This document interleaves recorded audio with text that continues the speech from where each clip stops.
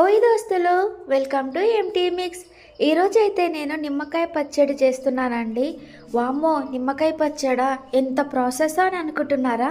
అసలు అలా కానే కాదండి. నిమ్మకాయ పచ్చడి చాలా సింపుల్గా ఈజీగా అయిపోతుంది. ఇంట్లో ఒక 4-5 నిమ్మకాయలు ఉంటే సరిపోతుందండి. ఈజీగా సింపుల్గా అయిపోతుంది. సో చూడండి, ముందుగా నిమ్మకాయలన్నీ చక్కగా ఇలా 4 వరుసలుగా కట్ చేసుకొని దాంట్లో తగినంత ఉప్పు పసుపు వేసుకొని చక్కగా మ్యారినేషన్ చేసుకోవాలండి. అలా చేసుకున్న మ్యారినేషన్ని మనం ఒక బాక్సులోకి తీసుకోవడమే.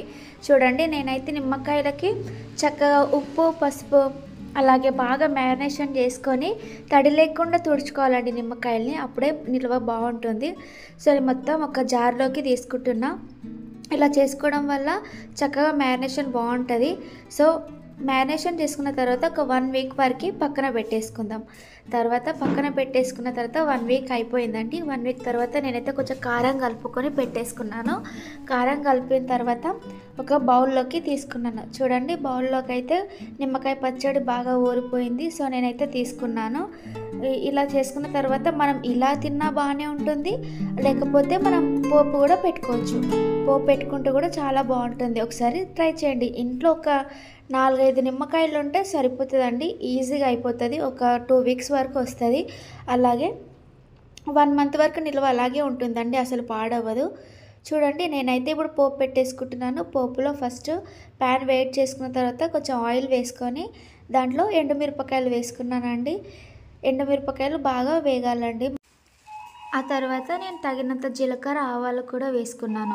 ఆవాలు జీలకర్ర వేయడం వల్ల మరింత టేస్ట్గా ఉంటుంది. పోపు అంటే అంతే కదా. ఆ తర్వాత మాడకుండా చక్కగా నేనైతే కలుపుకుంటున్నాను. మాడిపోతే మళ్ళీ పచ్చడి బాగోదు. సో మిరపకాయలు అలాగే ఆవాలు జీలకర్ర కూడా వేగిన తర్వాత నేను కొంచెం కరివేపాకు వేసుకుంటున్నాను. కరివేపాకు అయితే తీసుకోవడం వల్ల హెల్త్ కూడా చాలా బెనిఫిట్ కాబట్టి కరివేపాకు వేసుకుంటే మరింత రుచిగా ఉంటుంది. సో మీరు డెఫినెట్గా వేసుకోండి. వీలైతే ఎక్కువ కూడా వేసుకోవచ్చు.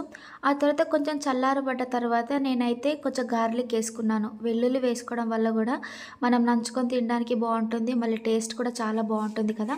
సో నేనైతే మళ్ళీ గార్లిక్ వేసుకున్న తర్వాత ఫైనల్గా నా పచ్చడిలోకి నేను కలిపేసుకున్నాను పోపుని. చూడండి ఎంత కలర్ఫుల్గా ఎంత బాగుందో కదా. అసలు న్యాచురల్గా చేసుకున్నామండి. ఒక 4 నిమ్మకాయలతో చక్కగా 2 వారాల వరకు వేసుకోవచ్చు. అదే బ్యాచిలర్స్కి అయితే ఇంకా ఈజీగా అయిపోతుంది. ఇంకా ఉన్నప్పుడల్లా చేసుకోవచ్చు నిమ్మకాయలతో. ఎక్కువ ప్రాసెస్ ఏం కాదు, చిన్న ప్రాసెస్లో ఈజీగా అయిపోతుంది. చూడండి, నేనైతే ఆయిల్ని పోపు వేసుకున్నాక చక్కగా కలుపుకున్నానండి. నాకైతే ఈ పచ్చడి అనేది నేను ఎప్పటికైనా చేసుకుంటూనే ఉంటాను. నిమ్మకాయలు మా ఇంట్లో ఉన్నప్పుడైతే నేను చేసుకొని తింటూనే ఉంటాను ఎప్పటికప్పుడు అయిపోయినప్పుడల్లా. చూడండి, ఫైనల్గా అయితే నా నిమ్మకాయ పచ్చడి రెడీ అయిపోయింది. Thank you for watching. Please subscribe my channel and more interesting videos కోసం